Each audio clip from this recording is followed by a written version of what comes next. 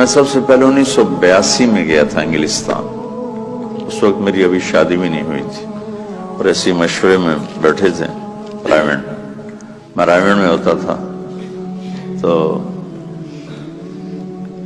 England کی جماعت بننے لگی چلے کی. تو وہ جس کا ایک لمبا سفر ہو چکا ہو اور شادی شدہ ہو، یہ دو شرطیں لازمی ہیں چھوٹے سفر جانے کے لیے. یہ چلے کی جماعت تھی، لہذا ہم تو غافل بیٹھے تھے، ٹھیک ہے ابھی بن جائے گی. میرے ساتھ بیٹھے تھے عبدالحلیم صاحب رحمۃ اللہ علیہ، ملتان کے بڑے اکابر تبلیغ میں تھے، ساری زندگی تبلیغ میں لگا. تو مجھے مذاقاً کہنے لگے تیرا نام لے دوں؟ تو میں نے بھی ہنستے ہنستے کہہ دیا لے دو، لے دیں، کیونکہ ان کو بھی پتا تھا کہ طے نہیں ہوگا، مجھے بھی پتا کہ طے نہیں ہوگا. تو ہم دونوں نے اس کو مذاق بنا لیا کہ تیرا نام لوں؟ میں کہہ لے. تو جب وہ 3-4 نام طے ہو گئے تو انہوں نے کہا جی طارق جمیل بھی چلے جائیں. تو عبداللہ صاحب نے فرمایا ہاں یہ بھی چلا جائے. تو وہ میں بھی ایسے ہو گیا اور وہ سارے ایسے ہو گئے. تو مولانا ظاہر شاہ صاحب رحمۃ اللہ علیہ فرمانے لگے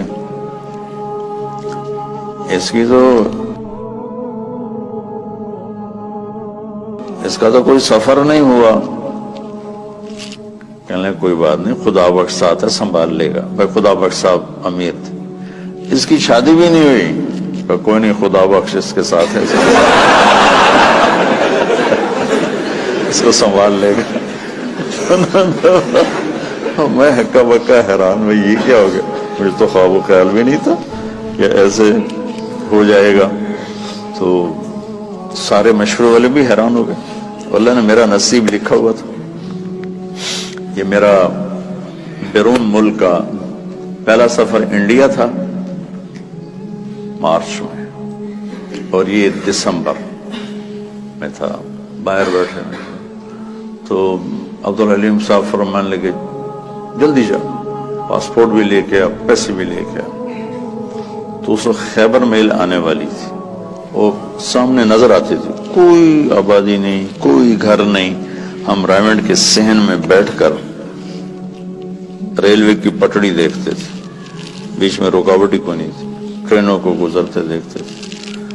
تو گاڑیاں ہمیں ازبر ہوتی تھیں، میں فلاں گزر گئی، فلاں گزر گئی. تو میں نے دیکھا خیبر میل آنے والی، میں نے وہیں سے دوڑ لگائی.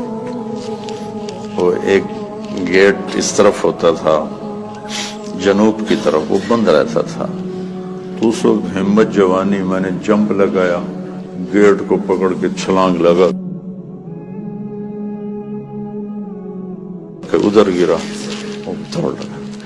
ادھر میں نے دوڑ لگائی، ادھر خیبر میل آنا شروع ہو گیا.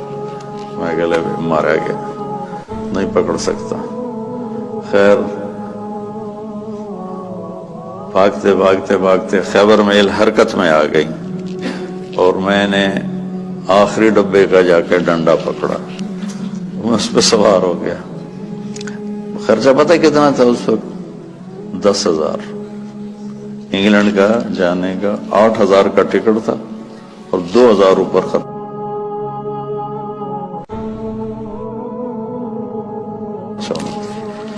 4 روپے کا ڈالر تھا، 19 روپے کا پاؤنڈ تھا. تو میں گھر گیا، پاسپورٹ لیا، پیسے لیے، اور شام کو کسی گاڑی سے پھر میں رات ٹھہرنا پڑا، چونکہ خیبر میل شام کو پہنچتی ہوں. اگلے دن صبح میں وہاں پہنچ گیا. پہلا سفر ہمارا 1982 میں کراچی سے ہماری پرواز تھی PIA، پہلے دبئی، پھر استنبول اور پھر لندن. یہ ہمارا 1982 کا پہلا سفر تھا. مجھے جانتے بھی کوئی نہیں تھے، جوڑ تھا. تو قاضی صاحب رحمۃ اللہ علیہ، خدا بخش صاحب رحمۃ اللہ علیہ، بھائی فاروق تھے رحمۃ اللہ علیہ آٹے والے، ڈاکٹر امجد صاحب تھے، اور یہاں سے میں جماعت ساری کراچی سے تھی، صرف پنجاب سے میرا نام اس میں آیا تھا. دستار کتھوریا صاحب تھے، سب اللہ کو پیارے ہو گئے، بس ایک ڈاکٹر امجد صاحب نہیں ہے میں. تو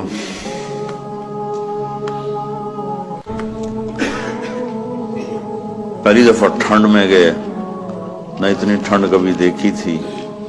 جو ہی باہر نکلے تو لگا سارا خون ہی جم گیا ہے. لندن مرکز چھوٹا سا پرانا سا، بدبو آئے اس میں.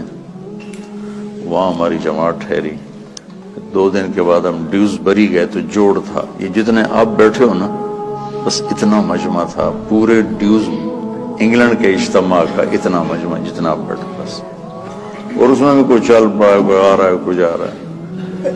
تو میرا تو تعارف نہیں تھا، تو اس لیے مجھے تو خیال نہیں تھا کہ میرا کوئی بیان ہوگا.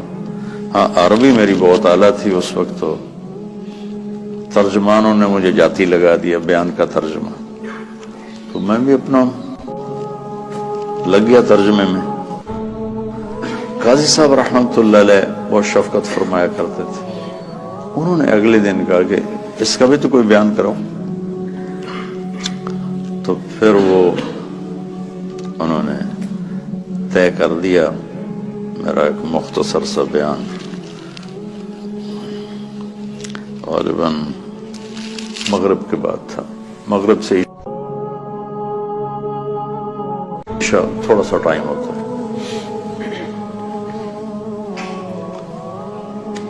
تو وہاں سے میرا تعارف ہوا. تو بعد میں ساتھی ملے، کہنے لگے جب تم ممبر پر بیٹھے تو ہمیں بڑا غصہ چڑھا کہ یہ کیا چوچے سے کو بٹھا دیا ہے. میں بہت کمزور، میرا اس وقت 53 کلو وزن تھا، اور اتنا چوڑا ممبر ہے ڈیوزبری مسجد، اتنا بڑا. وہاں بیٹھنے کے لیے اس کے حساب سے کوئی آدمی، مولی شاہد جیسا آدمی چاہیے بھائی، نظر بھی تو ہے. انہوں نے بیان سنا تو سارے ہی وہ ایک دم وہاں تو کھپ ڈل گئی اور نعرے لگنے لگے. میں اترا تو انہوں نے بنگالی چمٹ گئے مجھ سے. تو ہم نے وہاں 40 دن گزارے. اس وقت کچھ اور نیا نیا پڑا ہوا تھا. میرا ہر بیان دوسرے سے مختلف ہوتا تھا، ہر بیان ایک دوسرے سے نہیں ملتا تھا. علمی ذوق تھا، دعوتی مزاج غالب نہیں تھا، علمی مزاج غالب تھا.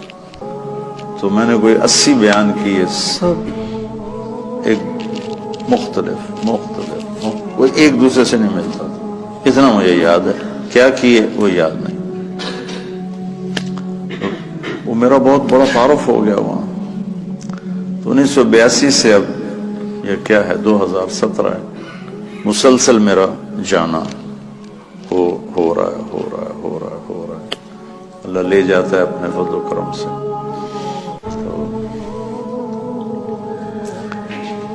گلاسگو میں پہلا بیان تھا میرا 1982. تو 50 آدمی ٹوٹل بیٹھے تھے، ٹوٹل 50 آدمی. اور میں نے بیان کتنا کیا؟ 3 گھنٹے. 3 گھنٹے بیان کیا، 50 آدمی. تو ابھی گلاسگو میں گیا ہوں تو ان کی جامع مسجد میں کوئی 7-8 ہزار کی گنجائش ہے. بیسمنٹ، ہال، پھر اوپر گیلری، پھر دائیں بائیں کمرے. تو کسی جگہ کھڑے ہونے کی جگہ نہیں تھی، کسی ایسے بھرے ہوئے. اوپر عورتیں بھری ہوئی، مرد، اور سب تمہاری طرح نوجوان، سب نوجوان. لندن مرکز میں بیان ہوا تو بہت بڑا مجمع کھڑے ہو کے سن رہا تھا، بیٹھنے کی جگہ کوئی. بلیک برن مرکز میں بیان ہوا، بہت بڑا مجمع کھڑے ہو کے سن رہا تھا. اور بلیک برن میں میں نے کوئی 2.5 گھنٹے بیان کیا، کھڑے رہے لوگ، ایک بھی نہیں بیٹھا، سب کھڑے. وہاں گلاسگو میں بھی ایسے ہی دیکھا. کہ جن کو نیچے بیسمنٹ میں جگہ مل رہی وہ نیچے نہیں جائے، وہ دروازے میں کھڑے ہو کے بس دیکھنا چاہتے ہیں، دیکھ کے سننا چاہتے ہیں۔ تو تبلیغ کے کام کے اثرات کس طرح معاشرے پر پڑے، یہ آپ یہاں بیٹھ کے نہیں سمجھ سکتے۔ وہ تھوڑا تھوڑا آپ کا مطالعہ ہے اور شیطان آپ کو صاحب رائے بنا دیتا ہے، اور پھر آپ خود اپنی رائے قائم کرنا شروع کر دیتے ہیں۔ اس سے آپ مار کھا جاتے ہیں اور گھاٹے کے سودے کر بیٹھتے ہیں۔ اللہ نے میری حفاظت فرمائی، میں نے اپنے فیصلے خود کبھی نہیں کیے تھے، حالانکہ جتنا میں پڑھتا تھا نا تم اس کا 100واں بھی نہیں پڑھ سکتے اس وقت کی بات۔ اب تو مجھے مدت ہوئی ہے یار کو مہمان کیا، ماں ہر خاندائیں فراموش کردائیں بھول بھلیں ہوئی، لیکن میں ایک منٹ میرا خالی نہیں ہوتا تھا۔ کھانا، سونا، نماز، وضو، یہ 3-4 کام ایسے ہیں جس میں اور کوئی کام ہو نہیں سکتا۔ اس کے علاوہ میرا ایک منٹ بھی کتاب سے خالی نہیں ہوتا تھا، ایک منٹ اس طرح پڑھا۔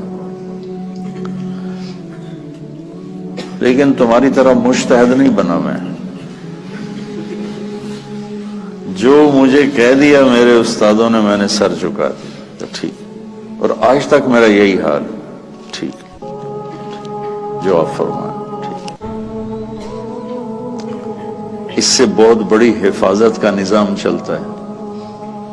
وَلُزُومَ جَمَاعَةِ الْمُسْلِمِينَ فَإِنَّ دَعْوَتَهُمْ تُحِيطُ مِنْ وَرَائِهِمْ ثَلَاثًا لَا يَغُلُّ عَلَيْهِ قَلْبُ الْمُؤْمِنِ إِخْلَاصُ الْعَمَلِ لِلَّهِ وَالْمُنَاصَحَةُ لِوُلَاةِ الْأُمُورِ وَلُزُومُ جَمَاعَةِ الْمُسْلِمِينَ فَإِنَّ دَعْوَتَهُمْ تُحِيطُ مِنْ وَرَائِهِمْ۔ اجتماعی نظام کے ساتھ کٹھے چلنے سے ان کی دعائیں تمہیں اپنے گھیرے میں لے لیتی ہیں، اور تم غلط فیصلوں سے بچ جاتے ہو، غلط چلنے سے بچ جاتے ہو۔ تو جو میں دیکھ کے آتا ہوں وہ آپ کو بتانے کی کوشش کرتا ہوں تاکہ آپ اندر سے تبلیغ کے کام میں لگیں۔ تمہاری ترجیحات میں تبلیغ، واللہ واللہ واللہ مدرسوں کی اب ضرورت کوئی نہیں ہے، جتنے ہیں بہت کافی۔ یہ کیوں بنائے ہیں؟